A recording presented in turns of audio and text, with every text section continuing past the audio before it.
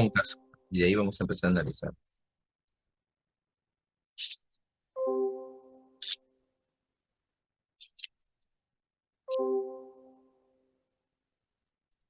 A ver, mujer de 58 años, profesora, con diagnóstico de diabetes mellitus tipo 2 en tratamiento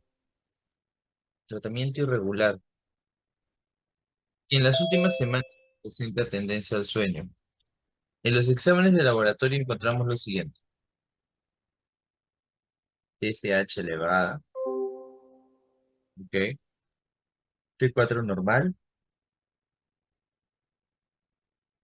y en relación a este, te pide un análisis y te piden lo que vendría a ser el diagnóstico.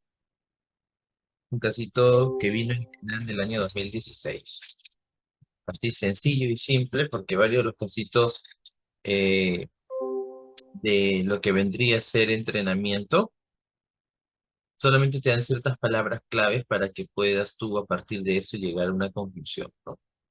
Aquí solamente te están dando un antecedente puntual, que es diabetes, ¿sí?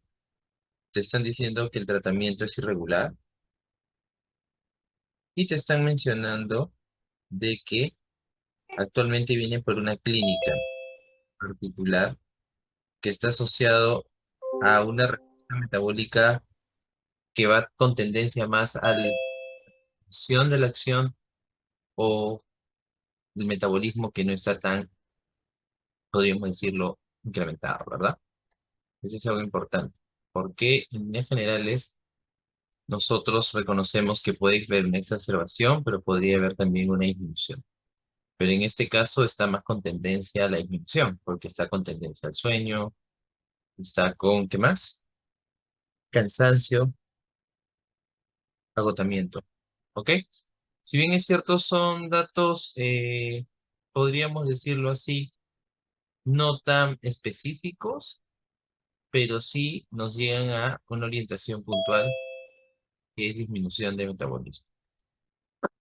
¿Ok? Sobre todo si estamos valorando la parte endocrina, ¿ya? Para que lo puedan tener en consideración. ¿El doctor Silva está conectado? ¿Doctor Silva, estás? ¿Qué tal, Doc? Buenas noches. Buenas noches, chicos. ¿Cómo están? ¿Qué tal? Buenas noches. Ya, doctor. El día de ayer el doctor nos estaba apoyando con seminario 1. Ahora él va a estar aquí también apoyándonos en seminario 2, en las noches divertidas de ciencias básicas, ¿no? Las amanecidas divertidas Las pijamadas virtuales, Doc. de ciencias básicas. Muy bien, César. Gracias. Entonces, ya estamos ahí para, para empezar, doctor Silva. Muy bien, ese es el caso, y a partir del mismo vamos a entonces a hablar de la parte de la hormona tiroidea. Con algunos salones llegué a hacer algo de esto, con algunos salones no, así que lo volveré a hacer por cuestiones de, de recapitular nada más. Cuando uno valora lo que vendría a ser la hormona tiroidea y valora la relación de la síntesis, uno tiene que tener en consideración primero la relación de la célula, ¿ok? O sea, para lo mejor.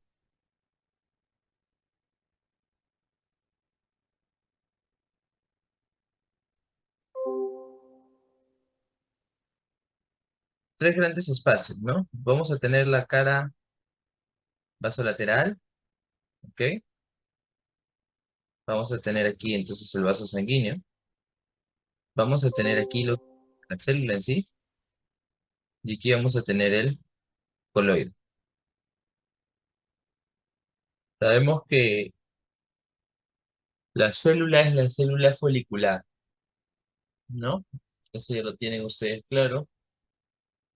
Es en relación a la célula diana, en donde vamos a poder valorar lo que vendría a ser la síntesis de la hormona. Coloide es donde justamente vamos a poder observar la mayor cantidad de procesos que tienes que recordar, que tienes que son oxidación, organificación y acoplamiento. ¿Por qué es imposible? ¿Por qué es importante, disculpen, esos tres Recording in eventos? progress. Porque en relación a este evento, ustedes van a, al final, entender que si una enzima, un target se ve repercutido, ya no vas a poder, definitivamente, tener el proceso en cuestión. ¿Ya?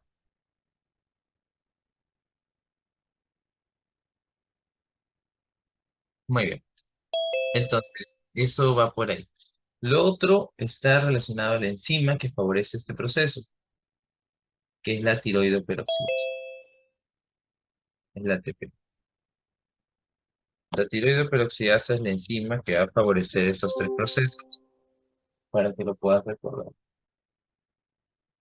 Oxidación, organificación y acoplamiento. ¿Ya? Bueno, entonces, ¿cómo empieza todo esto? Todo esto va a iniciar con el yodo. El yodo que va a tener que valorarse respecto a la ingesta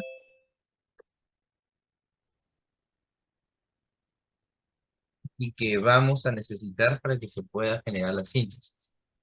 Lo primero que tiene que suceder es que el yodo ingrese al coloide. Y para eso nosotros vamos a tener aquí un transportador. El primer transportador que vamos a reconocer aquí Recording stopped. va a ser el NIS. ¿Ok? El NIS es el primer transportador que tienes que recordar, que es el sodio yodo. ¿Ok? Es un simportador, por si acaso. Significa que es un transporte activo secundario que está asociado a energía y que va a permitir que el yodo ingrese. Pero como es un simportador, el yodo va a ingresar gracias a qué? Al pase del mismo asociado al sodio. Por eso es un simportador. Cotransporte. También te pueden preguntar, es lo mismo. ¿Sí? Simporte, cotransporte, es lo mismo. Ingresa con sodio. ¿Será un target este? Sí. Ahorita vamos a ver eso. Cuando ingresa el yodo, en la misma célula igual se están dando una serie de eventos. ¿Ok? Lo primero es que al mismo tiempo se está sintetizando la tiroglobulina. La tiroglobulina va a ser una proteína que va a tener residuos de tirosina. Y es muy importante. Ustedes saben que la tirosina es la fenilalanina hidroxilada. ¿Ok? Cuando se hidroxila, tenemos a la tirosina. Y estos residuos son importantes porque son los que van a favorecer la síntesis de la hormona. Si no estuviese estos residuos, no vamos a poder sintetizarlo. Entonces tiene que existir, tiene que estar presente. Cuando la fenilalanina se hidroxila y tenemos los residuos, la tiroglobulina se va sintetizando y al coloide. ¿Ok? Pero a mí estábamos viendo de que el yodo iba a ingresar. Entonces, cuando el yodo ingresa y va a pasar al coloide, aquí hay otro canal que es el canal de pendrina. ¿Ok?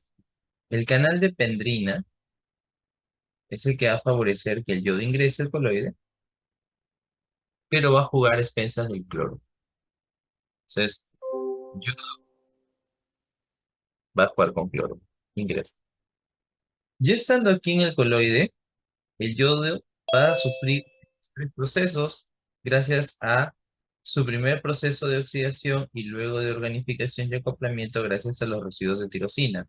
Entonces el yodo se oxida, luego se une con los residuos de tirosina y forma el famoso MIT y DIT. El MIT es la monoyodotironina y el DIT es la diyodotironina. ¿Está bien? Mono y yodo. Estos son los que se van a formar gracias a el primer proceso que estábamos conversando disculpe, el segundo proceso de la organificación. El primero es la oxidación. Luego de ello, cuando ya se ha favorecido su síntesis, se da el acoplamiento. Ese es el primer proceso, pongo uno, segundo proceso, y el tercero es el acoplamiento. En el acoplamiento se une un MIT con un DIT y forma T3, y se unen dos DIT y forma T4. Ahí está, se están acoplando, pues, ¿no? Y ahí estás valorando lo que vendría a ser recién la síntesis de las mismas hormonas. Se han sintetizado y ahora lo que vamos a tener que necesitar es que estas llegar a lo que vendría a ser las mismas células diana, porque si no, no va a suceder absolutamente nada. ¿Cómo regresan? ¿Se almacenan? No, no se almacenan, sino que se unen a la tiroglobulina. Se unen a la tiroglobulina y entonces ya tengo MIT, tengo DIT, tengo T3, tengo T4. Y gracias a este vamos a poder volver por un proceso de endocitosis. Si queremos ser más específicos, el proceso se denomina pinocitosis, que es un tipo de endocitosis. De esa forma, regresa a lo que vendría a ser, ¿qué cosa? La célula. Y ya estando en la célula, ¿ok? ¿Qué va a pasar? Ya estando en la célula, vamos a poder observar de que la tiroglobulina, unida a estas cuatro, las va a soltar. Pero la MID y la DIT van a volver a reciclarse como residuos gracias a la deiodinasa. ¿Bien? Pero la T y la T3 y la T4 van a ir al torrente sanguíneo, es decir, van a ir a la circulación. ¿Gracias a quién? ¿Quién se acuerda? Se los dije en la clase.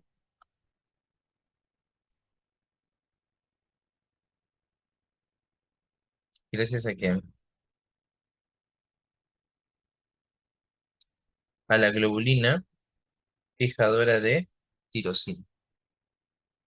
Gracias a la globulina fijadora de tirosina. La globulina fijadora de tirosina, les dije, es el mediador que va a favorecer que esta hormona se pueda transportar por el torrente. Le dije en son de broma, ¿no? Es como el Uber VIP, porque este no va a querer transportarse con cualquier transportador. Normalmente casi todas se van a distribuir gracias a la albúmina, pero en realidad esta no va a querer hacerlo así. Lo va a hacer con la globulina fijadora de tirosina. De esta manera, la globulina fijadora de tirosina, ¿qué va a hacer? Va a permitir que se pueda distribuir. ¿Cómo son las siglas que ustedes van a encontrar de la globulina fijadora de tirosina? Lo van a encontrar con las siglas de TBG, globulina fijadora de tirosina.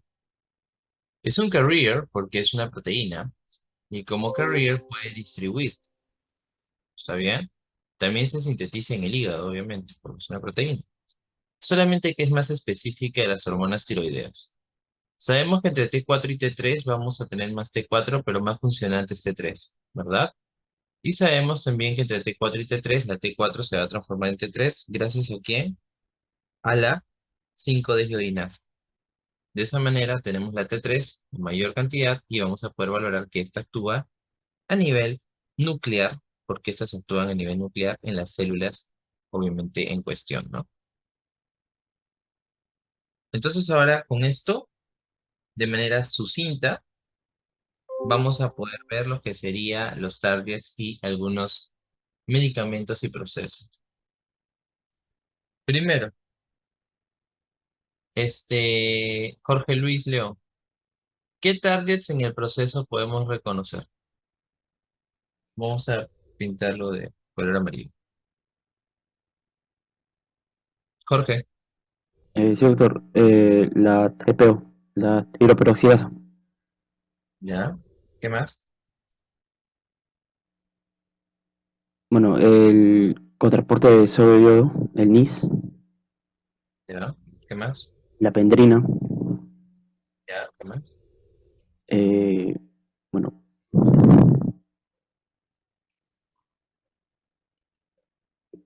esos en general, las enzimas y los transportadores. Ni un otro. Ya. El Uber también es un target, porque es una proteína. El receptor de la TSH podría serlo también. No lo hemos mencionado, pero obviamente para que se dé todo este evento hay un receptor de TSH, ¿no? Porque primero la TSH, ¿cómo se llama la TSH también? No me digan hormonas estimulantes tiroides porque eso ya lo sé. ¿Cuál es su otro L- nombre? La Tirotropina. tirotropina. Ok. Es una hormona adenohipoficiaria, ¿verdad? Entonces cuando se libera, este tiene que ir al receptor de TSH. El receptor de TSH es importante, ahí actúa un medicamento que es la levotirosina, ¿no? Y todo el proceso que hemos hablado se va a exacerbar. También es un target. Hay uno más. ¿Está bien? ¿Está bien o no? Ya. Este, vamos a ver, por lo menos esos ahí son los que más atribuibles podemos tener en actividad. Y sobre todo respecto a medicamentos o situaciones. Vamos a empezar con la NIS. El NIS, ¿en qué cara se encuentra? En la cara vasolateral, ¿verdad? Está en la parte de la membrana apical. Entonces, es un importador. Si nosotros valoramos la relación de algún fármaco que podría jugar aquí, porque sí existe, lo que vamos a hacer es bloquear el tipo de transporte activo secundario. ¿Verdadero o falso? Verdadero, doctor. Verdadero, Secundarios, primario. Verdadero. ¿Primario dice? ¿O no, secundario? secundarios importe. No, no, no. Primarios con ATP, doctor. Ah, ya, muy bien. Entonces, es secundario, sí importa. ¿Qué medicamentos pueden bloquear a este transportador? Puede ser, doctor, el tiosinato en lo que es el NIX. ¿Ya? El Tiocian- perclorato también. Tiocianato y perclorato. ¿En qué situación clínica lo utilizarán? ¿Cuando hay mucha hormona o cuando hay poca hormona? Hipertiroidismo, ¿no? Cuando hay mucho Cuando es hormona. No, cuando hay un esto- exceso, doctor. Cuando hay un exceso, Cuando hay cuando hay mucha. mucha Bloquea hormona. cuando hay un exceso, los Lo dos bloqueamos la NIS, ¿no? Excelente, muy bien. Entonces, ahí tenemos, muy bien, María Pili. Tenemos tiocianato y perclorato. Tipo de transporte bloqueado, sin por. Cotransporte, activo secundario. Situaciones clínicas donde la vas a utilizar cuando existe una situación de hipertiroidismo. ¿Está bien? Si es un hipotiroideo, no se te va a ocurrir disminuir la síntesis, ¿verdad? O sí, no creo, ¿verdad? Entonces, más bien ahí vas a querer exacerbarla, ¿sí? Potenciar la síntesis. Pero en este caso estamos en una situación de un hiper. Entonces, ahí sí más bien voy a querer disminuir. Ok, ahí tenemos eso. Segundo, que dijo su colega, el canal de pendrina. El canal de pendrina, no hay un medicamento tal cual que juegue ahí, pero sí hay una situación clínica asociada. Es el síndrome de Pendret. ¿Ok? El síndrome de Pendret es una situación clínica en donde se ve afecto el canal y no va a permitir que ingrese el yodo. Es una situación clínica que también afecta el canal de pendrina que se encuentra en el oído. Por esa razón, el paciente cursa con disminución de síntesis de hormona y también cursa con clínica asociado a vértigo e hipoacusia a veces. ¿Está bien? ¿Por qué? Porque el canal de pendrina se afecta. Siguiente, tiroidoperoxidasa, la famosa TPU. La tiroidoperoxidasa es una enzima, entonces es un target que favorece tres procesos: oxidación, organificación y acoplamiento. ¿Qué situación clínica o fármacos puede repercutir sobre esta enzima? Primero, está Metimazol, doctor. Metimazol, doctor. El metimazol Propiltiuracilo también. El propiltiuracilo. Pero el metimazol con I, también se lo dije en clase, ¿verdad, José Pastor?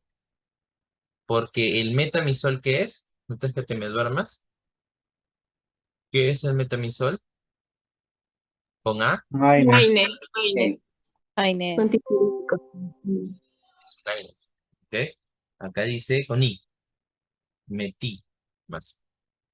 El otro, metamizol, es un AINES, que tiene propiedad antipirética sobre todo.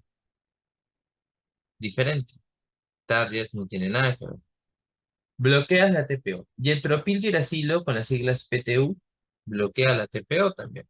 En otras palabras, ¿qué eventos se ven asociados frente al bloqueo de la TPO? Se ve limitada la oxidación, la organificación y el acoplamiento. ¿Está claro? Si en el examen oral o en ese examen viene un proceso de esto y viene sobre los procesos relacionados, no solamente es oxidación, no solamente es organificación, son los tres. Estás bloqueando la enzima que favorece estos tres eventos. Al final, disminuyes la síntesis de la hormona definitivamente, porque no estás permitiendo que se oxide, no estás permitiendo que se organifique y al final tampoco que se acople. Entonces, el que nosotros podamos dar un fármaco que bloquea la TPO va a estar direccionado en una situación en la cual el paciente está con hiper también y más bien yo quiero disminuir su síntesis. Un paciente con hipotiroidismo no le vas a dar esto, porque de por sí estarías disminuyendo aún más lo que ya se está bloqueando, ¿no? Entonces, a ustedes ahí tienen que utilizar la lógica respecto al proceso. Y en su prueba de entrada del curso les pusimos un casito, les dijimos, ¿cuál es la causa más frecuente de hipotiroidismo primario? ¿Verdad? Y ustedes respondieron, tiroiditis de Hashimoto. La tiroiditis de Hashimoto es una enfermedad autoinmune que repercute en esta enzima porque tiene anticuerpos tiroidoperoxidasa. Entonces, ¿cuál es la target de la tiroiditis de Hashimoto? La TPO. ¿Y por qué es primaria el hipotiroidismo? Porque el problema está en la misma glándula tiroidea. ¿Está bien? Tiroiditis de Hashimoto. Pregunta de Nan. Causa más frecuente de hipotiroidismo primario. Secundario no. Porque secundario, ¿dónde tendría que ser el problema? Isaías.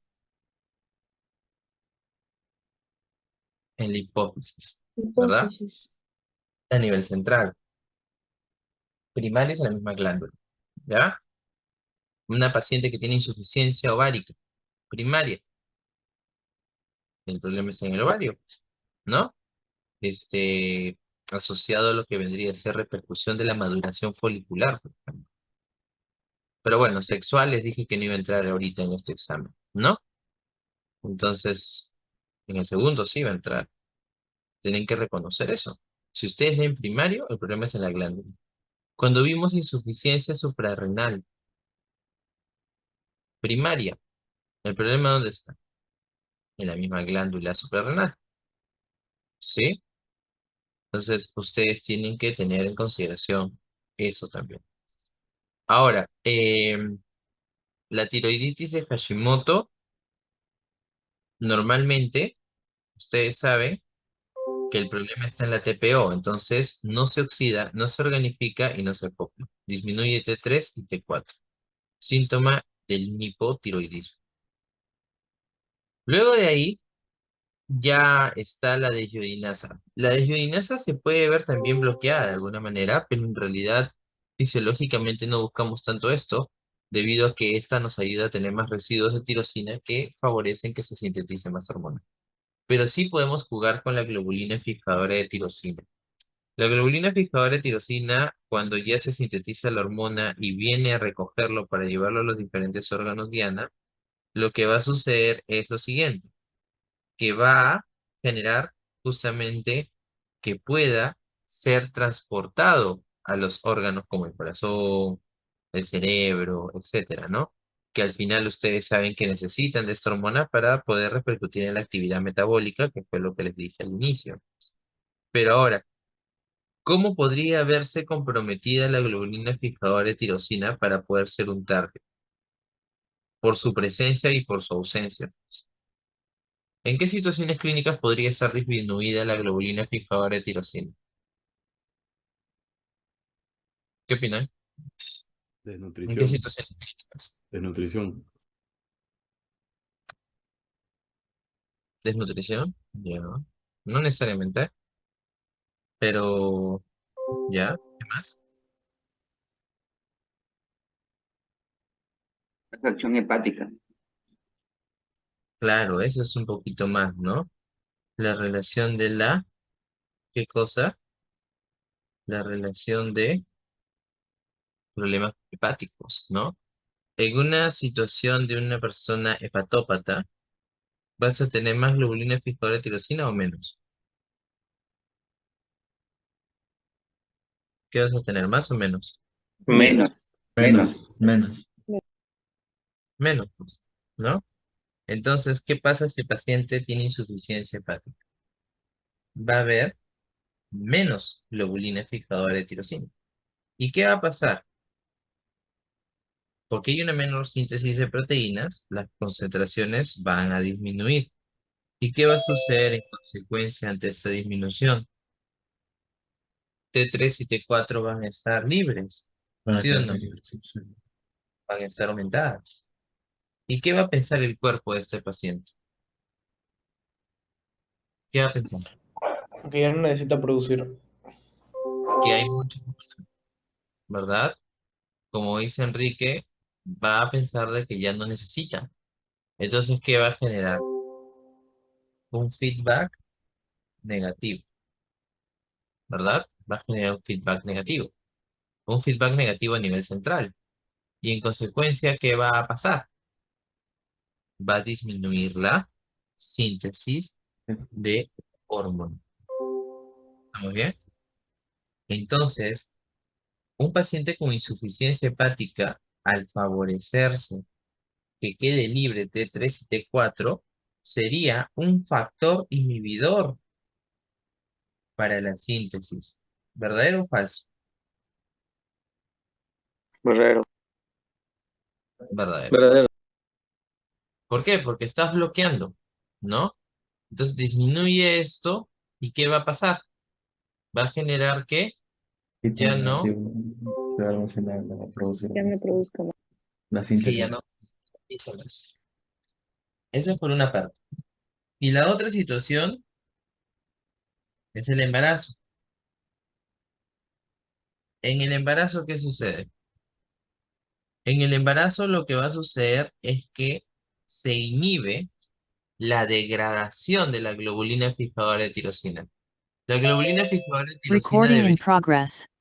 tener un tiempo de vida media que se debería de bloquear, ¿ok? Pero ¿qué pasa si más bien ahora se ve mermado? ¿Qué va a pasar? Va a Va a aumentar su vida media. ¿O no? por eso. Pero ¿qué va a pasar al final? Con T3 y T4. Va a Va a disminuir. disminuir. Va a Va a disminuir. disminuir. Van a disminuir, ¿no? Las Sí. libres van a disminuir. ¿Qué va a pensar tu cuerpo? Que tiene mucho. ¿Cómo va a pensar si tiene muchos Hay está poco. Que le Ya no faltan. produce. He disminuido. Falta, que le falta. Aumentar, no, Aumenta la síntesis. Entonces va más bien a generar un feedback positivo. sí. ¿Por qué? Porque es lo opuesto. En el embarazo más bien se inhibe la degradación de la globulina fijadora de tirosina. Si se inhibe la degradación, T3 y T4 van a estar no tan libres y en consecuencia va a generar una señal que genere un feedback positivo para que se sintetice más hormona. Pero al final, como esto es fisiológico, porque esta es una situación fisiológica, la paciente se comporta como una clínica eutiroidea, es decir, no hace una sintomatología hiper, por si acaso, ¿ah? ¿Por qué? Porque al final es algo fisiológico. Sin embargo, podríamos decir que el embarazo es un factor estimulador para que se sintetice más hormona tiroidea. Y si te preguntan por qué, es porque el embarazo, los estrógenos, hacen que disminuya la degradación de la globulina fijadora de tirosina y en consecuencia T3 y T4 ya no van a estar libres y si esto no está, va a favorecer que sea un feedback positivo, generándose de que se sintetice más hormona tiroidea. ¿Está bien? Espero que lo hayan entendido porque es una situación clínica en la cual Doctor, vamos a ¿podrías valorar esto. repetir, por favor, la última parte otra vez? ¿Cuál es el último punto? Eso de que, por qué aumenta las hormonas tiroideas, ¿no? En el embarazo. Lo que pasa es que fisiológicamente, tú sabes que en el embarazo incrementa la concentración de estrógenos, ¿verdad? Los estrógenos lo que hacen es inhibir la degradación de esta proteína. Esta proteína debería degradarse cuando ya actúa. Cuando aumentan los estrógenos, se inhibe su degradación.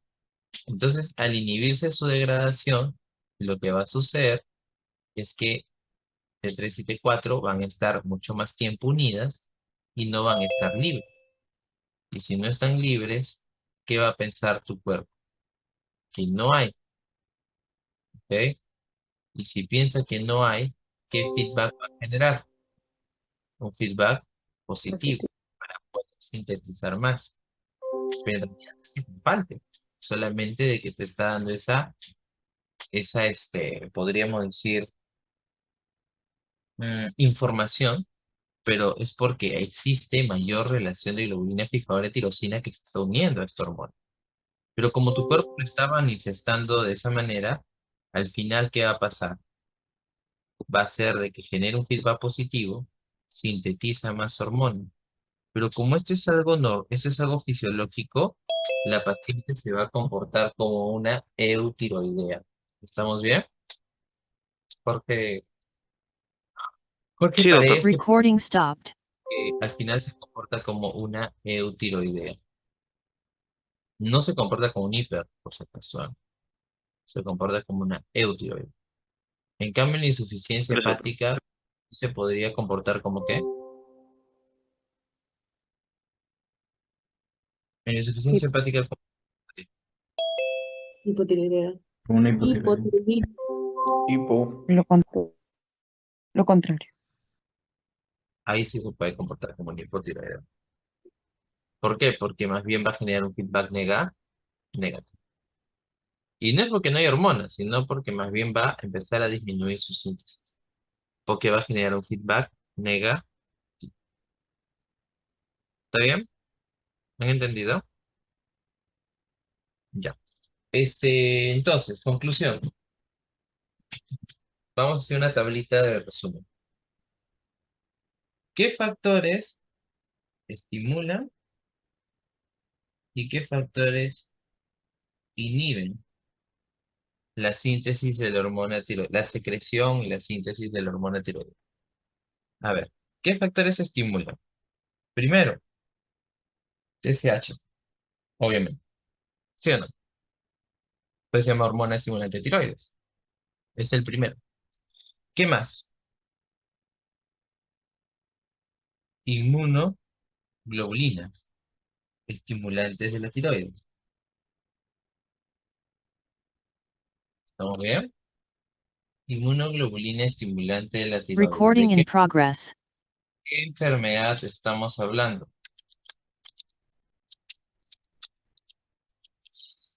Grace Basedow. De Great Basedow. Muy bien. De Graves. Entonces, ahí vamos a tener eso. La relación del examen de inmunoglobulina. Por si acaso, se escribe con las siglas de TSI. ¿Estamos bien? con las siglas de TSI. Entonces, ¿qué tipo de inmunoglobulina es la que estaba asociado aquí? ¿Se acuerda? Con esta. Inmunoglobulina. Inmunoglobulina G. ¿Ok? Inmunoglobulina. Ahí está. ¿Qué otra situación puede ser una situación estimulante? El aumento de la concentración de la TB. ¿Verdadero o falso?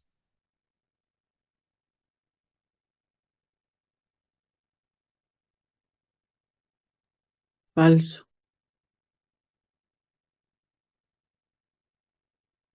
¿Falso? Verdadero. Verdadero.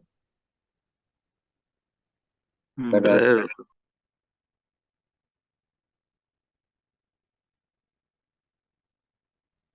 ¿Por qué falso?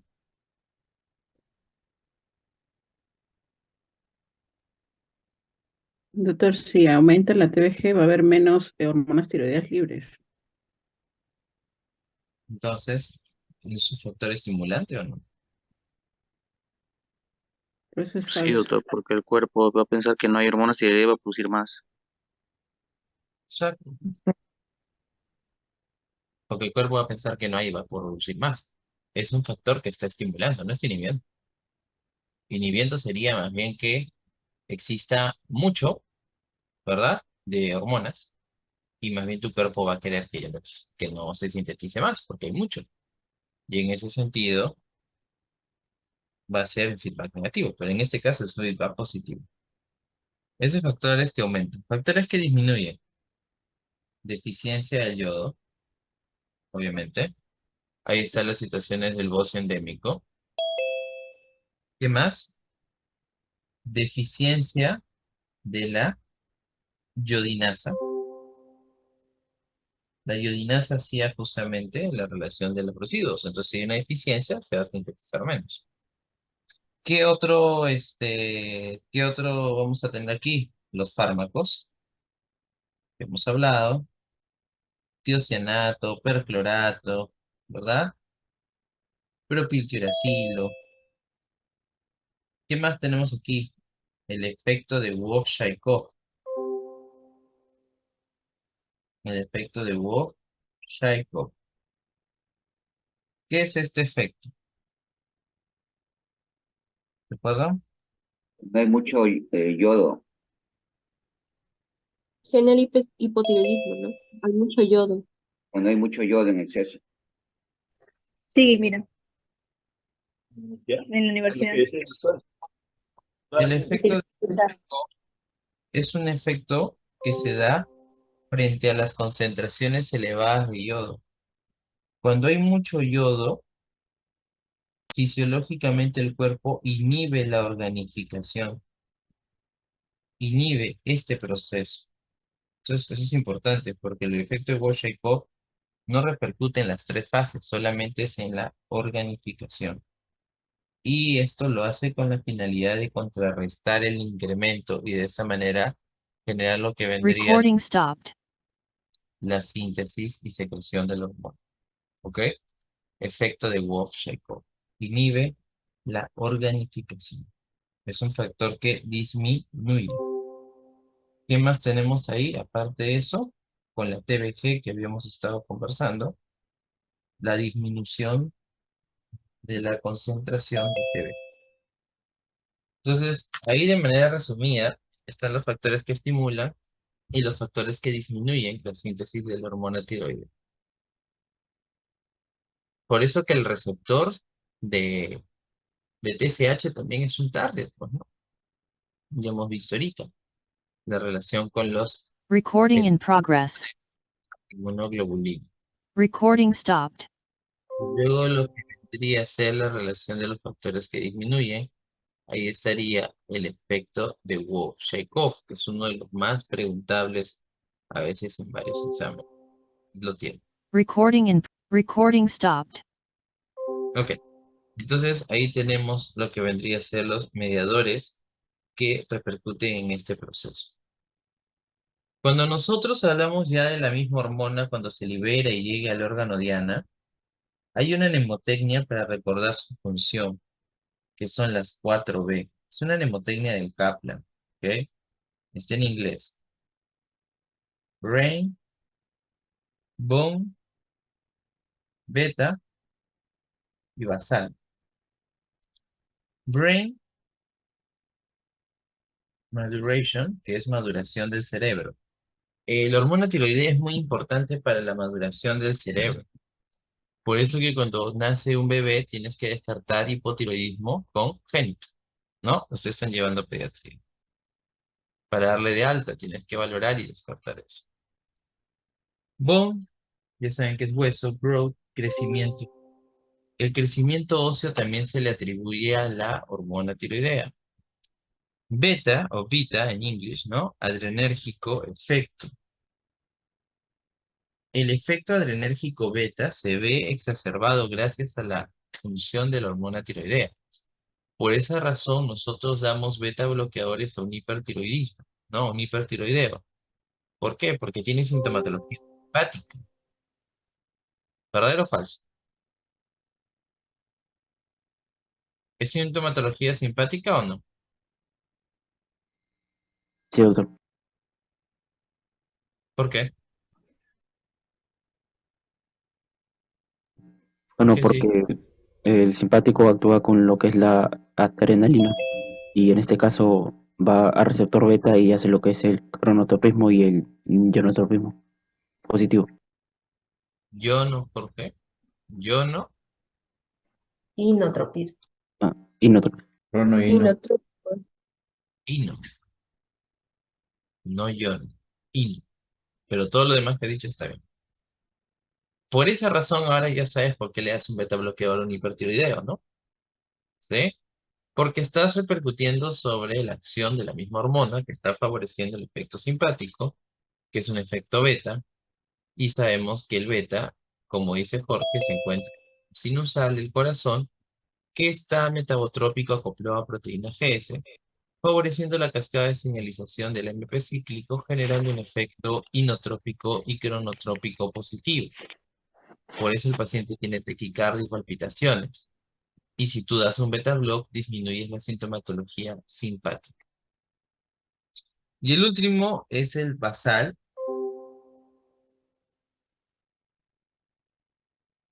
metabolic rate, que es el índice metabólico que está incrementado, ¿sí? Todo lo que vendría a ser respuesta metabólica, se lo dije hace un ratito, es lo que va a favorecer qué cosa, que se asocie con la hormona tiroidea. Esa mnemotecnia les va a ayudar rápidamente a reconocer. La parte del crecimiento óseo, recuerden que el crecimiento óseo tiene un efecto sinérgico con la hormona del crecimiento. Siguiente, sistema nervioso, maduración del sistema nervioso. Siguiente, acción beta, siendo más específicos, beta 1. ¿Podríamos decir que el gasto cardíaco aumenta? Jorge Luis Rodríguez, ¿aumenta el gasto cardíaco o no?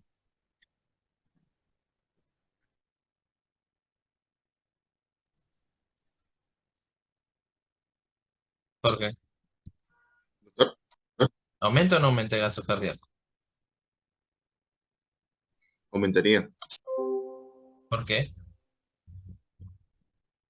por el beta 1. ¿Por qué? Está bien, pero ¿por qué? ¿Qué harías? Porque aumenta la frecuencia. El gasto cardíaco es volumen sistólico por frecuencia. Si aumenta la frecuencia, aumenta el gasto, ¿verdad? Esa es la razón. El volumen sistólico podría también verse comprometido. Y en relación a la vía metabólica, el índice metabólico basal va a ser de que exista mayor actividad de la bomba de sodio, potasio, TPasa. Va a existir mayor consumo de oxígeno. Va a repercutir sobre la temperatura. Va a aumentar la glucogenólisis. Va a aumentar la gluconeogénesis y va a aumentar la lipólisis. Acuérdense. ¿Por qué? Porque quieres generar más energía. Entonces necesitas más glucosa. Por eso gluconeogénesis aumenta, glucogenólisis y lipólisis. Glucogenogénesis también aumenta.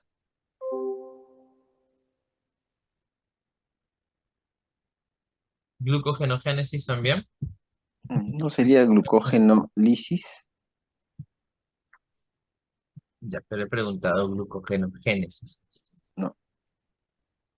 Glucogenogénesis no, porque glucogenogénesis, muy bien, menciona Luis, debería ser lisis, pero no existe glucogenólisis, sino es glucogenólisis, tal cual.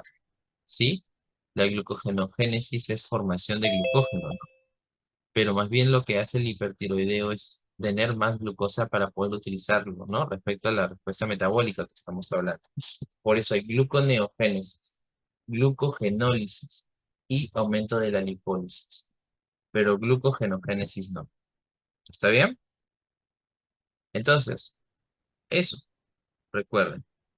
Para que se libere la TSH, recuerden que las hormonas liberadoras son hipotalámicas y todas las hipotalámicas ustedes las van a reconocer por la R, ¿no? R de release. TRH, ACRH, GNRH son hormonas hipotalámicas.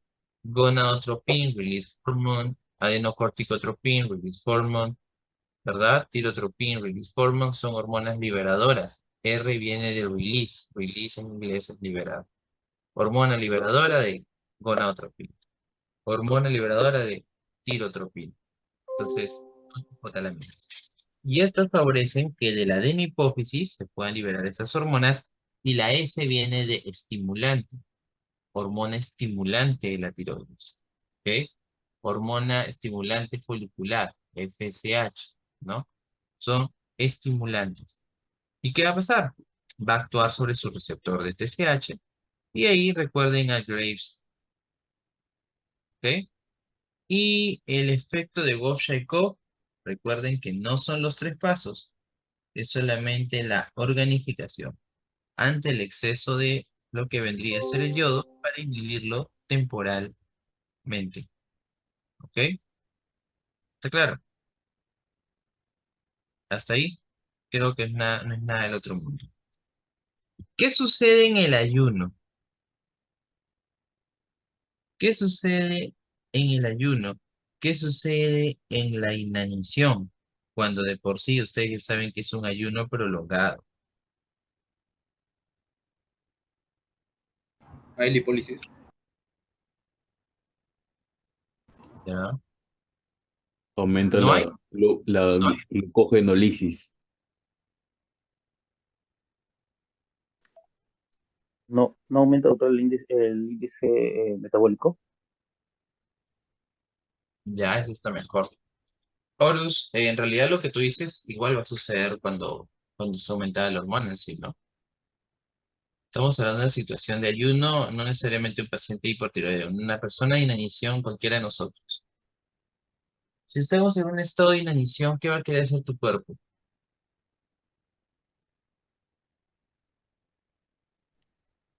Bueno, buscar energía a partir de los depósitos de glucógeno. Ya, pues ya. Por una parte eso va a suceder. Pero ¿qué va a tratar de hacer con lo que existe y respecto al metabolismo? Promueve la gluconeogénesis, síntesis de ATP a partir de sustratos que no son glucosa, proteínas, lípidos. Síntesis de glucosa, ¿ya? Producción a partir de otros derivados. Ok. Pero ¿qué va a pasar con el metabolismo basal? ¿El cuerpo va a querer aumentarlo o va a querer Va a aumentar, disminuirlo? no tiene que aumentar el metabolismo basal, doctor. Disminuye. Recuerden que la inanición, al final, de alguna manera u otra, hace de que exista una depresión y va a reducir más bien lo que vendría a ser el consumo de oxígeno y el metabolismo basal, porque hay una disminución de la privación calórica. Existe una disminución de lo que vendría a ser el aporte calórico. Si tú más bien le exiges más, el cuerpo no va a tener cómo poder sustentar eso. Por eso más bien lo que hace el cuerpo es disminuir, por una parte, el metabolismo y el consumo de oxígeno durante estos periodos que existe privación calórica. Pero uno diría, pero si eso sucede, ¿qué va a pasar con los órganos, no? Y es algo interesante, porque la inanición inhibe una enzima, que es la 5-iodinasa en los tejidos, ¿ok? La 5-iodinasa, ¿qué hace? Convierte la T4 en la T3, lo que les dije acá. ¿Por qué convierte la T4 en T3? Porque la T3 es la más activa. Es la más Entonces, activa. la 5-iodinasa es la enzima que convierte la T4 en T3. Y la T3 va a ser todo lo que hemos hablado. Pero ¿qué pasa en la inanición? En la inanición, esta enzima se bloquea con la finalidad de disminuir la respuesta metabólica. ¿Está bien? Sin embargo, hay algo muy interesante. El cuerpo es tan sabio que hace eso en todos los órganos, menos en uno. ¿En cuál no? El cerebro, ¿no? En el cerebro. En el cerebro no. En el Ese cerebro no, es mi cuadro de depositar. no se bloquea. No es inhibida. Por eso que las concentraciones cerebrales de Puedo T3 depositar. protegidas Ese es mi cuadro con allá. privación calórica. ¿Recuerdas? En la inanición, la 5-iodinasa se bloquea en todos los tejidos, menos en el cerebro. Y tiene sentido, ¿no? Porque ¿qué pasa si le disminuiría el consumo de oxígeno y la parte de sustrato? No tendrías la capacidad de poder generar la demás respuesta, porque estarías repercutiendo a nivel central. Entonces, muy interesante. La 5-iodinasa es un target también, sí, que es una enzima que se puede ver afecta por situaciones como el ayuno prolongado. Porque la inanición no es el ayuno que estás solo en 6 horas sin comer, no, es un ayuno prolongado, ¿no? La inanición. Ok, hasta ahí creo que nada del otro mundo. Cuando tengo un hipotiroidismo primario, como Hashimoto, TSH, ¿cómo va a estar? ¿Disminuida o aumentada? Aumentada. Aumentada, aumentada. Aumentada. T3 y T4 va a estar disminuida. ¿Sí o no? ¿Por qué? Porque el Sí. problema está aquí. Y lo que vas a querer hacer es un feedback positivo. Que lo logre o no lo logre, esa es otra historia. Pero eso es lo que va a suceder. ¿Ok? Ahora, en el problema secundario, ¿cómo es? TSH disminuye y T3, Ambos T4 disminuyen. disminuye. El problema empezó en la glándula y repercutió, disculpen, en la hipófisis, que es una glándula, ¿no? Está bien. Y repercutió en la glándula tiroidea. TSH disminuye, T3 y T4 también disminuyen. ¿Está bien? Eso respecto a TSH y T3 y T4. Pero en este caso yo les dije que TSH está aumentado y T4 está normal, que no calza con ninguno de los dos. ¿Qué situación clínica sería? ¿O no? ¿Hipotiroidismo subclínico? ¿Mm? ¿Qué? ¿Hipotiroidismo subclínico, doctor? El T4 normal sería. Y TSH aumentado. Ujú. En este caso, entonces, estamos viendo otra característica aparte que está relacionado con lo que vendría a ser, ¿qué cosa? La parte de lo normal. Hipotiroidismo subclínico. Entonces, este es un paciente que tiene un hipotiroidismo subclínico. ¿Por qué? Porque si bien es cierto, está incrementando la hormona, pero la T4 y la T3 está normal. Todavía no tiene sintomatología tal cual. Se está comportando como un eutiroideo o puede tener picos de relación más de hipo porque la TSH está aumentada. Por ejemplo, en los debuts de tiroiditis de Hashimoto, en un inicio se comportan así. En un inicio puedes encontrar que T4 está normal o ligeramente disminuido, ¿verdad? Pero ¿cómo llegas a un diagnóstico más claro? Porque le pides anti-TPO, ¿no? Y en el anti-TPO te va a tener que salir aumentado. ¿Por qué? Porque existen anticuerpos contra la tiroido peroxiasa. ¿Ok? ¿Está claro? ¿Sí? Eso es respecto a lo que vendría a ser este casito. No es tan complicado, siempre y cuando tú entiendas de que estás teniendo en consideración la relación de la parte de la hormona. Entonces, para poder cerrar hipotiroidismo primario de Hashimoto, ya saben que sea más frecuente en mujeres, ¿verdad? Sí. Y la TPO es la que se va a ver comprometida. No se olviden. ¿Qué otro tipo de hipotiroidismo podríamos valorar? Que les dije a los niñitos, el congénito, ¿ya? El hipotiroidismo congénito se conoce como cretinismo, por si acaso. El hipotiroidismo congénito se conoce como cretinismo. Es cuando existe una disminución, ¿ok? Severa, ¿verdad? De las hormonas que desde el feto se va dando, lo cual tiene una genesia tiroidea y generalmente se está asociado a la deficiencia de yodo. Recuerden, ¿qué es lo que van a encontrar aquí? Muchas veces situaciones clínicas, si es que no se diagnostica a tiempo, donde va a haber retraso mental, porque va a existir un desarrollo pobre del sistema nervioso. Por eso les dije que el cerebro era muy importante que lo puedas reconocer. ¿Ok? Recuerda en el cretinismo. En el caso de hipertiroidismo, la causa más común de hipertiroidismo es la enfermedad de Graves-Basedow, ¿verdad?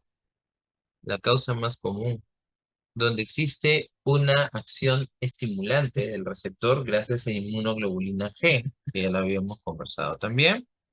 No se olviden. ¿Y qué es lo que vamos a reconocer aquí? La presencia de los exoftalmos, ¿no? Los ojos saltones. ¿Por qué puede existir esto en realidad? Porque hay una infiltración retroorbital asociado por las células T que genera mucha más inflamación por la acción de la hormona que hace que los ojos protruyan. ¿Sabemos bien? Eso es lo que tienen que reconocer. Otro es lo que vendría a ser el fenómeno de Joad-Basedow, que es diferente al de Bosch-Jacob. ¿Quién sabe de qué se trata este fenómeno? Joad-Basedow. Es un tipo de hipertiroidismo asociado e inducido por yodo y pues más que todo se da por la deficiencia de yodo. Es lo opuesto del efecto de Bosch-Jacob, ¿no? Es una tirotoxicosis que se da, ¿ok? Porque frente a la deficiencia de yodo, como se le empieza a administrar, lo que va a suceder más bien ahora es que va a estar incrementado. Y este fenómeno va a repercutir en que va a darse una tirotoxicosis. Es el fenómeno de Joad-Basedow. Es lo opuesto al efecto de Bosch-Jacob. Tiene un componente autónomo, autónomo respecto a la parte tiroidea, sí, sí tiene un componente, pero al final está relacionado a lo que vendría a ser un incremento de subsíntesis. ¿Ok? Ya saben que la tormenta tiroidea también es otra situación que nos preocupa, ¿no? Es una complicación del hipertiroidismo, la tormenta tiroidea. ¿Cómo diagnosticas la tormenta tiroidea? Porque el paciente tiene agitación, ¿verdad? Tiene delirio, tiene palpitaciones, puede tener diarrea, puede tener no solamente palpitaciones, sino es una taquiarritmia, va a llegar a alguna emergencia, ¿ok? ¿Y cómo lo tratas? ¿Cómo lo tratas? ¿Cómo tratas una tormenta tiroidea? O Beta bloqueadores de block yodo más con propanol. beta block más, Un beta bloqueador, doctor. Y metinazol. beta block más un propiltiracilo más yodo inorgánico, por eso. Y así. ¿Cómo que y así? A ver, está bien lo que dices, pero ¿cómo si no entiendo? Primero es, ¿qué cosa? Propiltiuracilo. Beta block. Ahí, la mnemotecnia son las 4 P's. ¿Cuál es la primera P? Beta bloqueador. El beta bloqueador. El propanolol. ¿El propanolol es un beta bloqueador o no? Sí, Sí, Sí. sí. no selectivo, ¿verdad? Es un no selectivo. La segunda P es de propiltiuracilo, que ya saben que el target es la tiroidoperoxidasa. La tercera P es la prednisolona, que es un corticoide. ¿Estamos bien? Y la otra es el yodo, pero que lo vemos como que potasio, yodado, ¿ok? Para poder evitar lo que vendría a ser la parte cardíaca. Entonces, de esta manera, ¿qué vamos a tener? Vamos a tener el manejo y el abordaje de todo lo que sería la acción exacerbada que se está valorando, en este caso, en un paciente con una crisis hipertiroidea. Así como en el hipertiroidismo está la tormenta tiroidea, en el hipotiroidismo está el coma mixedema, el coma mixedematoso. ¿Ok? No se olviden de eso. A ver, vamos a ver unos casos, a ver. Si es cierto, tanta belleza respecto a que han entendido. Ya el hipotiroidismo está. A ver, para este caso,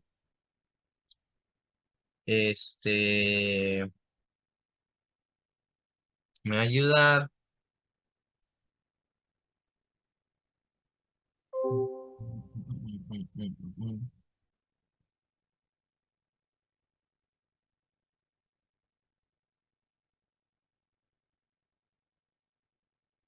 Kiliano, vas a ayudarme. ¿Estás en línea o no?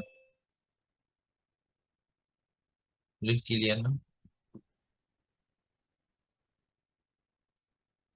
no está. A ver, Kevin Corrales, tú vas a hacer el caso que sigue. Mujer de 38 años de edad, obesa, con trastorno de sensorio, sequedad de piel, caída de cabello, bradisiquia, hipotensión arterial, dosaje de T4 bajo y TSH elevado. ¿Cómo lo abordarías? Primero, ¿cuál es tu diagnóstico? Kevin, Bueno, sí, doctor, buenas noches. hola. Bueno, primero,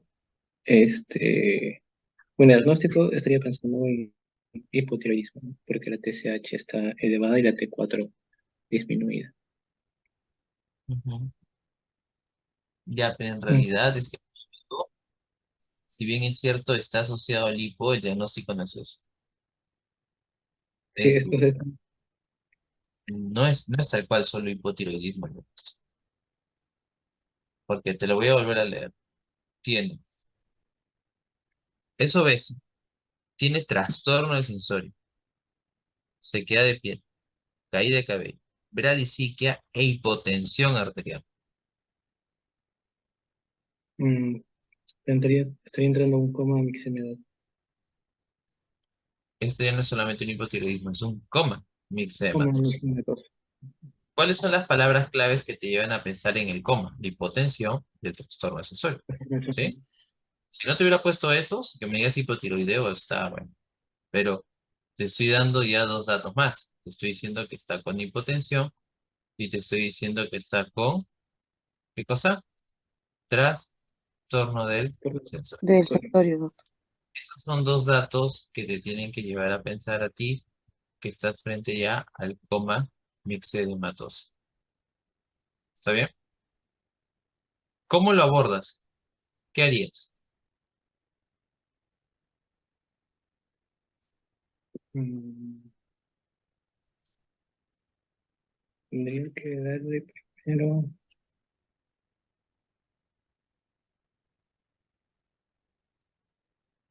¿Cómo sería tu abordaje?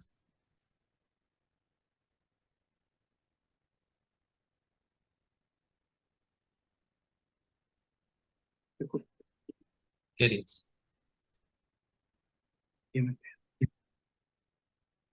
A ver, iPhone, levanta la mano. ¿Quién es iPhone? Yo me pegaría. A ver, ¿te va a ayudar iPhone? ¿Quién es iPhone?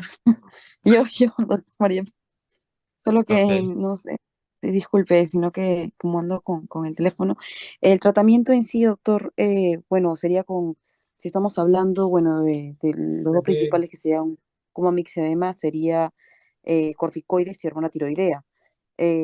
Podría, por ejemplo, ser una hidrocortisona y bueno, las hormonas tiroideas, ¿no? O abordarlo como tratamiento en ese sentido, podría ser. Ya, también. Doctor, primero también creo que pensando en lo que está en hipotenso tendría que sacarlo, ¿no? De la hipotensión y luego agregarle este, hormonas tiroideas, ¿no? Como la levotiroxina, para que vayan aumentando Ya. los valores de T4 y T3. Fernanda, gracias, Kevin, está muy bien. Fernanda, ¿qué Sí, mencionar algo? doctor. Justamente yo le daría la hematoxina dosis altas en las primeras 48 horas y antes de eso glucocorticoides. Ujú. Entonces, vamos a abordar esto, ¿ya? Coma mixématos.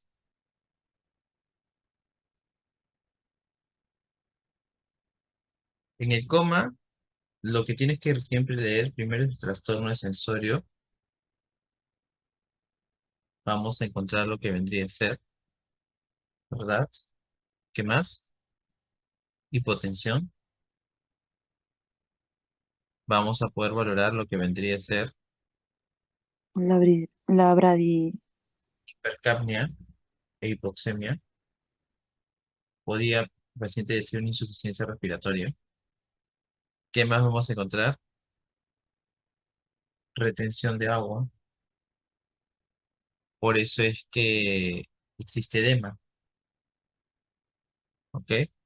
Podría haber, sí, podría haber hipotermia, sí.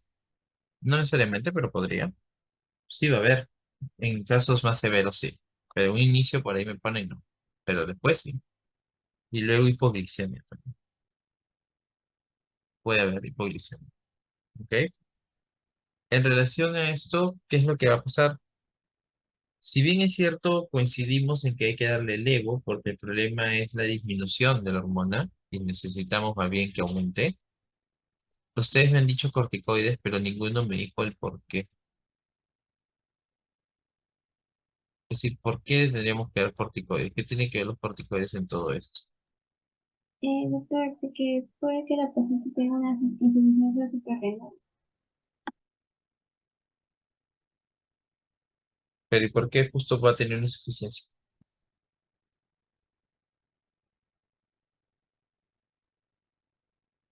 Doctor, Es decir, también una doctor, insuficiencia. Es decir, justo hizo los dos.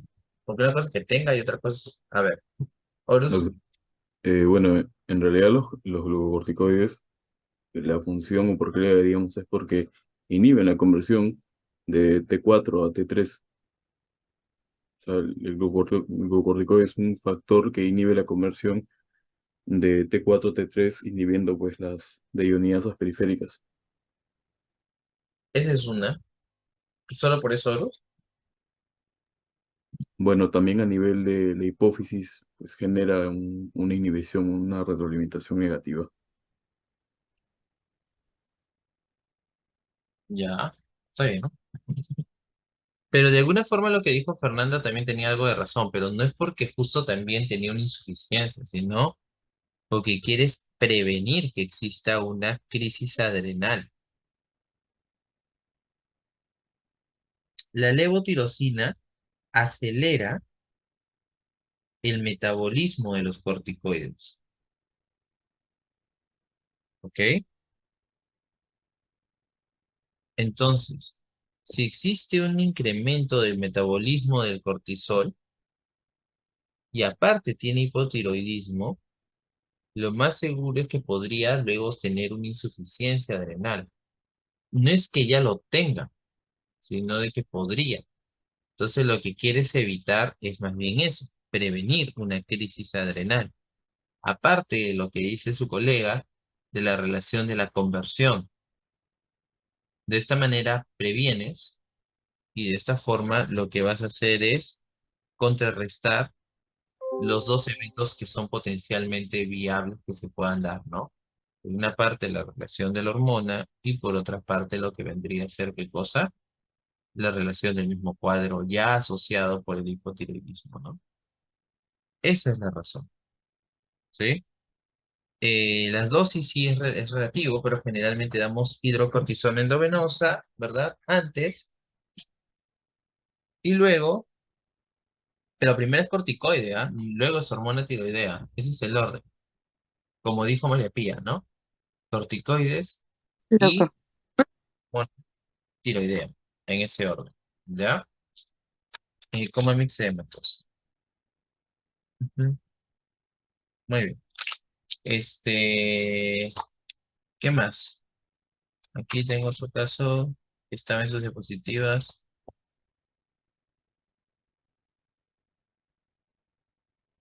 Ujú.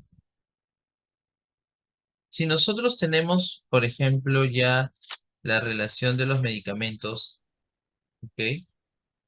Si nosotros tenemos ahora otra variable que sería el embarazo, ¿qué medicamento sería más seguro en el primer trimestre del embarazo en un paciente que tiene diagnóstico de enfermedad de Graves? ¿Cuál de los antitiroideos es más seguro en el primer trimestre del embarazo? El propiltiuracilo. El propiltiuracilo, correcto. ¿Quién lo dijo? Betina, doctor. Buenas noches. Excelente. Ese es el medicamento. Entonces, por ejemplo, hay otra variable típica, ¿no? Porque nosotros hemos visto que hay antitiroideos, pueden bloquear la enzima y todo lo que hemos hablado. Pero si le agregamos otra variable como seguridad, en el primer trimestre del embarazo sería el propiltiuracilo. ¿Ok? Ahí para que lo tengan en consideración. ¿Ya? Y en relación a lo que vendría a ser el yodo, cuando vas a administrar el yodo radioactivo, recuerden de que siempre hay que, antes, aprovechando lo del embarazo, siempre descarta de que no esté embarazada. ¿Estamos bien? En una dama. Si vas a dar tratamiento con yodo radioactivo, siempre debes de primero valorar de que no esté gestando, en este caso, la paciente. ¿Ya? Ahí recuerdo. Y en un paciente con clínica adrenérgica, no te olvides, siempre es, ¿qué cosa? Beta bloqueadores. Beta bloqueadores. ¿Ya? Así que recuerda eso. Mm, Y si queremos valorar procedimientos que puedan repercutir desde el punto de vista quirúrgico, y tenemos también una tablita. Porque ustedes saben que el Graves Basedow se comporta como un bocio difuso tóxico. ¿Estamos bien? Y respecto al mismo, puede ser severo o no severo. Si se llega a comprometer más y no llega a ser refractario al tratamiento farmacológico, valoramos tratamientos quirúrgicos. Entonces, el bocio difuso tóxico, si es no severo, ¿ok?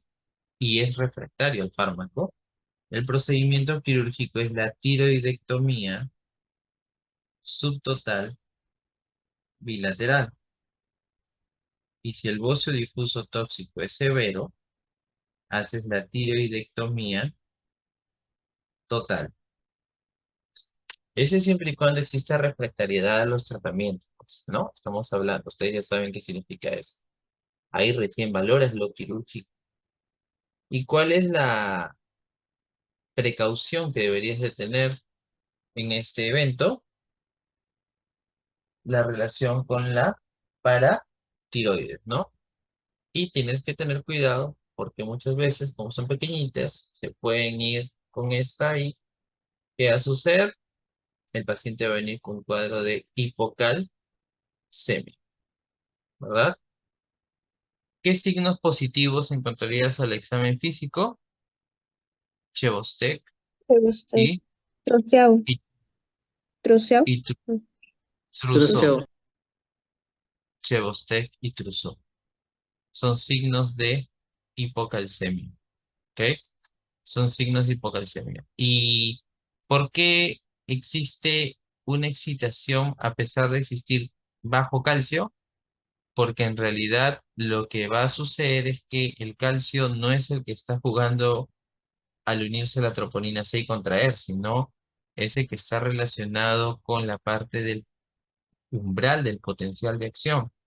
De esa forma, al disminuir el umbral, la célula se hace mucho más excitable y esto genera de que, en consecuencia, se contraiga. Por eso hay positivo de ambos, ¿no? Chebostec y Trousseau. Chebostec y Trousseau. Muy bien. Jorge Vázquez, pasando a otro punto. ¿Cuál es el target de la dapaglifosina?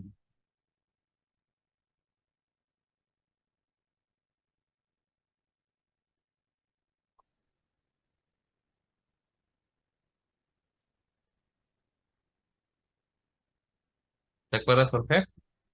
No, no me acuerdo. Ya. Nicolás. El SGLT2, Ya, ¿qué significa esto? por canal de glucosa. ¿Por qué lo das en la diabetes?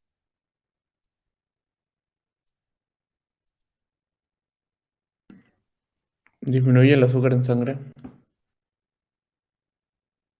¿Cómo? Inhibe el transportador sodio-glucosa, ¿no? Ya. ¿Y qué pasa? Doctor, va a inhibir la absorción de la glucosa a nivel intestinal. Absorción. Renal inhibe la El, reabsorción. el transporte de sodio glucosa. Pero eso a A nivel nivel de túbulo contorneo proximal. En, ¿Absorción o reabsorción? si es SGLT2 es reabsorción. Es a nivel renal. Doctor, SGLT. ¿Qué fue? Dime, ¿quién está hablando? Sino que, bueno, como va a ser un inhibidor selectivo, reversible, lo que va a hacer es reabsorber al 90% de la glucosa a nivel renal y eso lo que va a permitir es la glicemia, o sea, va a mejorar la glicemia en ayunas y a nivel postprandial. Ese sería el ¿Pero cómo? Decir, Doctor, realmente, ¿qué es lo que sucede? No digo que está mal, pero ¿qué es lo que pasa y por qué al final puede haber cierta clínica, ¿no? Allá, lo que va a generar es una glucosuria. Lo que sucede es que va a inhibir la reabsorción a nivel renal de la glucosa y del sodio. Por eso va a tener un efecto diurético.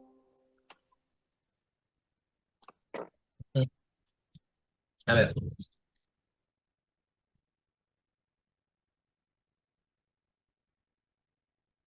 tengo acá, ¿qué nivel nos encontramos? ¿A nivel tubular? ¿En qué nivel? Contorneado proximal. Todo lo contorneado proximal. Proximal. Todo lo control proximal. Tenemos el túbulo contorneado proximal. Aquí está la cara vasolateral. Aquí está el vaso. Y aquí está la luz del túbulo. Luz. La glucosa ya hemos visto que sí se filtra, pero lo que va a suceder es que se va a reabsorber. Como muy bien dice su colega, es casi 90, 90 y tantos, algunos libros dicen 90 y tantos, pero sea tal cual, al final es un todo, porque en relación soluto-solvente, en la luz tubular, el solvente aumenta en relación al soluto y diluye lo poquito que queda. Por eso es que al final es imperceptible y nosotros no tenemos glucosa en orina. Es decir, existe glucosa en la luz tubular porque sí se llega a filtrar, pero no va a haber glucosa luego porque se reabsorbe en la orina, me refiero.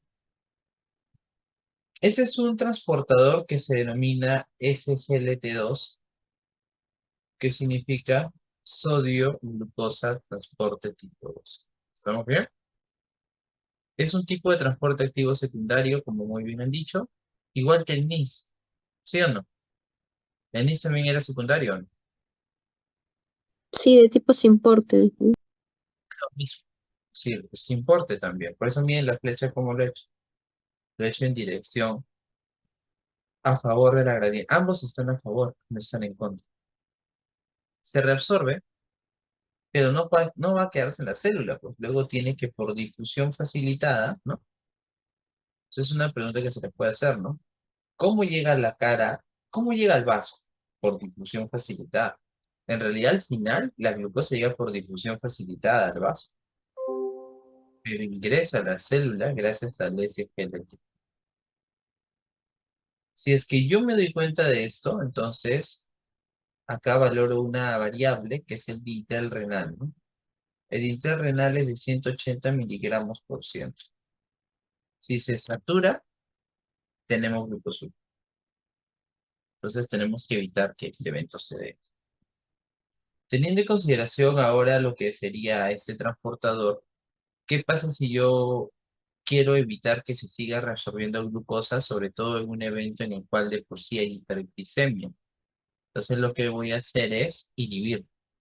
Por eso hay una familia de medicamentos que se denominan inhibidores del SGLT2, que es un tipo de transporte secundario que al bloquearse lo que va a hacer es que la glucosa no se reabsorba. La glucosa se va a quedar en la luz tubular y en consecuencia, como principio ustedes saben que la glucosa es un soluto osmóticamente activo, la glucosa va a jalar agua y el paciente va a tener, como dijo Luis Miguel, una diuresis osmótica. ¿Está claro? ¿Está claro o no está claro? Sí, doctor. Ahora, haciendo un pequeño paréntesis, y ahí están los delegados.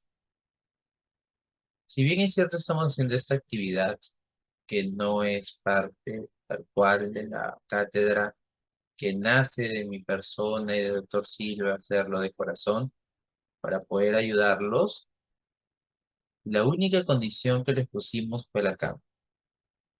De por sí ya les voy diciendo que de mí ya no van a hacerles otra, por si acaso, en lo que resta.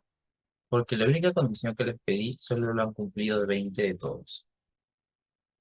Así que luego no me digan por qué otra no voy a hacer, porque ya saben la razón por la cual otra no voy a hacer.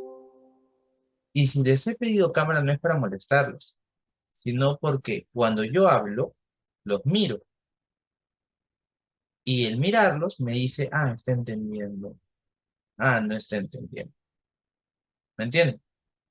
Ustedes saben que cuando yo dicto en el salón, me muevo y los miro, ¿sí? O me pongo a leer diálogos. No, ¿verdad? No hago eso. Entonces, ¿por qué hago eso? Para poder ver con el lenguaje no verbal si están entendiendo. Pero al solo 20 o 15, solo tener la cámara, lamentablemente, no me permite valorar si todos estamos siguiendo la misma historia. Pero eso ya es su responsabilidad. Por eso que con los delegados, y se los dije en clase, lo único que les pido es eso, para que me faciliten a mí el trabajo como docente y poder ayudarlos a ustedes en su proceso. Pero si ustedes no siguen la pauta, al final son ustedes los que se perjudican. Así que ya saben, delegados. ¿Está bien? Luego no me digan que no avisé porque sí había dicho. Yo estaba enfermo, asunto que igual estoy dando todo de mí, ¿verdad? Lo mejor para que ustedes puedan tener una buena actividad. Entonces eso debe ser recíproco. Así que esta familia lo hemos visto en cardio también. El mecanismo de acción lo acabamos de recapitular. Espero de que lo hayan recordado. ¿Por qué diuresis osmótica? Porque al bloquear al SGLT2, la glucosa no se reabsorbe. ¿Qué va a pasar? La glucosa se queda en la luz. La glucosa es un soluto osmóticamente activo. La glucosa baja al agua y el paciente va a tener una diuresis osmótica. De esa forma, estoy favoreciendo un efecto hipoglicemiante jugando con el cotransportador sodio-glucosa. ¿Sí? Sí importa. Sodio-glucosa. Entonces, ¿por qué lo vimos en cardio? Porque dentro de la terapia de pacientes cardiópatas con insuficiencia, para repercutir y jugar con la precarga, damos esta familia para inhibir el retorno, ¿verdad? ¿Por qué? Porque vas a favorecer de que exista menor cantidad de volumen, que es lo que quieres evitar en un cardiópata. Entonces podría encharcarse si hay mucho volumen, ¿verdad? Entonces puedes jugar y favorecer una acción respecto a lo que vendría a ser la patogenia. Tipo de transporte. Luis Miguel habló del SGLT1. También hay, en el renal también hay. El túbulo contorneado proximal tiene 3 porciones para su información. Solamente que la que más abunda es el 2. El SGLT1 abunda más en el intestino. Y este no hace la reabsorción, sino la absorción, como dijo Luis Miguel. Eso está bien. Pero es otro nivel. Entonces, está claro el mecanismo de acción de este Sí, doctor. hipoglicemia. Ok. Sí. Otro, Doctor, una consulta. dime, Al inhibir el SGLT1, puede generar dos. una no, pero a nivel intestinal me refiero. Puede generar una diarrea osmótica. Pero tal cual el fármaco de apaglifosina juega con el DOSA, ¿no? Sí, claro. No, Si es ya. que repercutirías en el 1, podrías repercutir en un proceso de diarrea osmótica, problema de malabsorción al final, ¿no? Un problema de malabsorción se comporta de esa manera porque al final, dentro de los solutos, ¿no? Que no llegan realmente a absorberse, muchos de ellos tienen propiedades intrínsecas y uno de ellos podría manifestarse de esa manera, ¿no? Sí, es cierto. Por eso que el problema de malabsorción tiene diarrea. Pero el fármaco, de repente sería interesante, no está mal tu pregunta, me parece interesante, valorando dosis, ¿no? Por el principio, por el principio de qué? De saturabilidad, ¿no? Si el receptor se satura, al 1, ¿no? Sí, si lo vemos de esa perspectiva, está interesante tu pregunta. Pero tal cual no va a jugar en en el uno directamente. ¿Está bien? Muy bien. Otra familia de medicamentos aquí son las incretinas. Cuando hablamos de las incretinas, tenemos dos. Tenemos los análogos de la GLP-1 y tenemos los inhibidores de la DPP-4. Análogos de la GLP-1 e inhibidores de la DPP-4. GLP es el glucagon-like peptide, que es el péptido parecido al glucagón, y el otro es, ¿qué cosa? La enzima dipeptidilpeptidasa 4. Cuando ustedes les preguntemos en el examen oral o venga en su examen escrito sobre las incretinas, ustedes tienen que valorar aquí efecto hipoglicemiante. ¿Estamos bien? ¿Sí? Cuando tú leas efecto hipoglicemiante.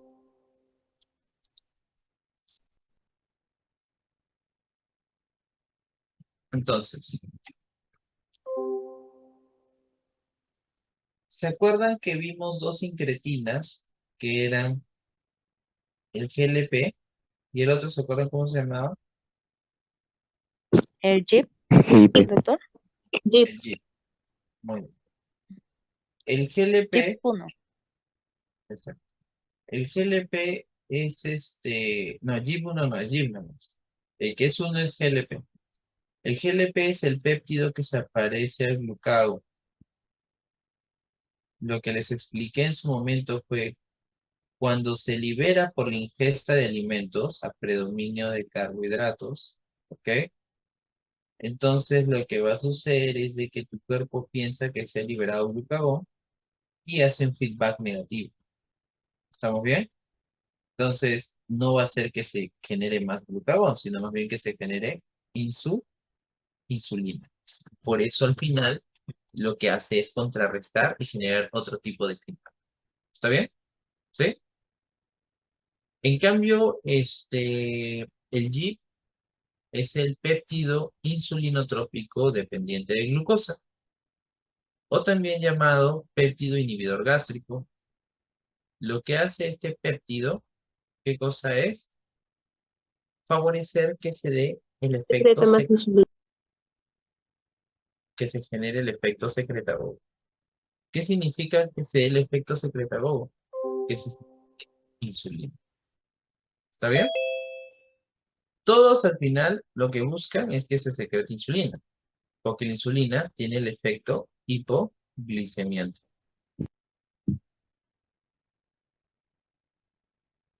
¿Y la DPP-4 qué es lo que hace? La DPP-4 es la enzima que bloquea a estas dos. ¿Ok? Estas dos se liberan por la ingesta de alimentos, pero así como se liberan, tienen un tiempo de vida media corta y se bloquean por la misma enzima. Entonces, de alguna forma, cuando tú quieres regular el efecto incretín, ¿ok? Lo que va a suceder es que al final lo que vamos a buscar es incrementar la acción de estas dos. ¿Cómo puedes incrementar su acción? Incrementando su tiempo de vida medio.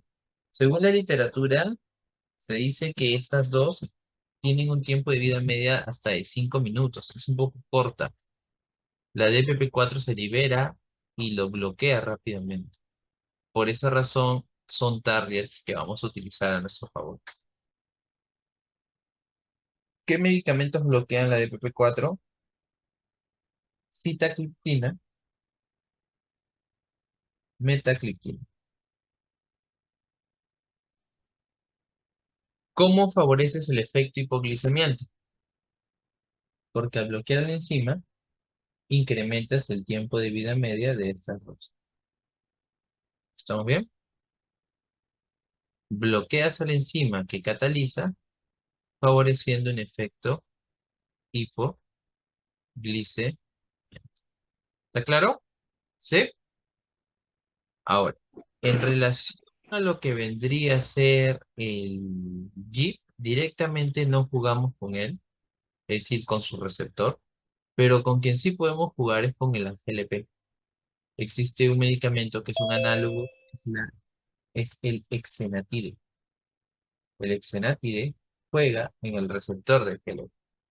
Y de esta manera lo que hace es favorecer el efecto de secreción de insulina. ¿Está bien? Favorece la secreción de la insulina. ¿Cómo dijo que se llama el fármaco, doctor? Disculpe. Exenatide. Exenatide. ¿Está bien? Ok. Entonces, son medicamentos que utilizamos en diabetes también, como se podrán dar cuenta, ¿no? Porque son mientes. Pero lo único que hay que tener cuidado un poco es con el páncreas, porque se ha asociado a pancreatitis en los inhibidores del DPP4, ¿ok? Se han asociado y también se ha asociado en algunos casos aislados con cáncer y por eso que el FDA le puso también stop durante un tiempo. Recién se están volviendo a utilizar un poquito más. ¿Ok? Entonces va por ahí. Tenemos a ellos. Hay un ratito voy a dejar de compartir porque